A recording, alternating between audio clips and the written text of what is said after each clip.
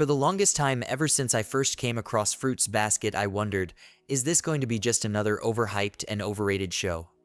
I have always tried to avoid shows like these because I believe they mostly don't deserve the praise and are ultimately a disappointment because of the expectations which end up being too high. Fruits Basket from the very start surprised me how slice of life and not slice of life it felt. The combination of the day-to-day-ish like plot with the zodiacs implemented got me hooked up and curious from the start. What I also have to say was amazing to watch is the mystery it had behind it. Now that I talk about it, it reminds me slightly of Higurashi when they cry, excluding horror and setting. But if I am not talking about the plot, the main thing that got me interested and kept me invested in the story were the characters, more precisely their past traumas, childhood stories, regrets, relationships with other Zodiac members, wishes and dreams for the present and future. There were a few characters which catched my eye for different or too many reasons to cover them all here. I'm gonna have to start with Akito Sama's character. The details and things that I personally took away from her were the partial self-isolation, loneliness, and lack of self-acceptance which I feel the anime tried to portray. For me, it was very interesting to follow and watch Akito deal, or maybe not deal for most of the time with her issues and weaknesses she had by abusing her position in the Zodiac circle. I'm pretty sure you would agree that she blamed these around her for her gaps, and even tried to manipulate others into thinking that it really is their fault. But I personally think deep down under the surface Akito was just trying to trick herself the most.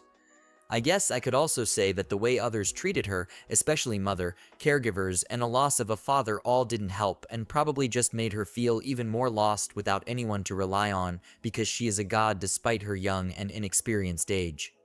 This whole approach of Akito maintaining relationship with the Zodiac members was for me very interesting, and it got even more interesting when I also had Tooru Honda, a girl who almost felt like the polar opposite of Akito. Tooru Honda, much like Akito, suffered a massive loss in her family circle, leaving her with a big scar without really anyone she could fully lean on, or that's how she at least felt. Compared to Akito, who tried to involve others around her, Tooru mostly tried to handle this burden and traumatizing experience herself, which I think was the reason for why she was so caring, kind, and patient with Zodiac members, especially Kyou and Yuki Sama. Thanks to this experience she lived through, she was able to be there for other characters and empathize with them deeply despite her age. It was clear to me that others didn't really know how to react or handle that. It really was something I found beautiful to watch and now think about. Ultimately, both Tooru and Akito, with the same root of the problem, dealt with it differently and started getting used to the change in their life. They had to, because the life they knew and loved so much before was set to stay in the past and never return.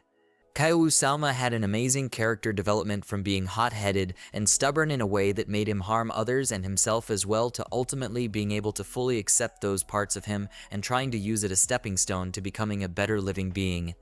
It was also great to see how he at the end matured and ended up being motivated to grow up to be able to stay by Tooru Honda's side like she was for him almost all the time. There are certainly more things to take away from his character, like his development of trying to be someone else or trying to fit in somewhere he wasn't meant to be, but this is what catched my attention the most.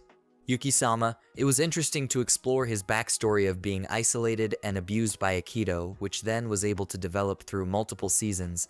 It felt like some characters had an issue which lasted just for a few episodes or a season at best.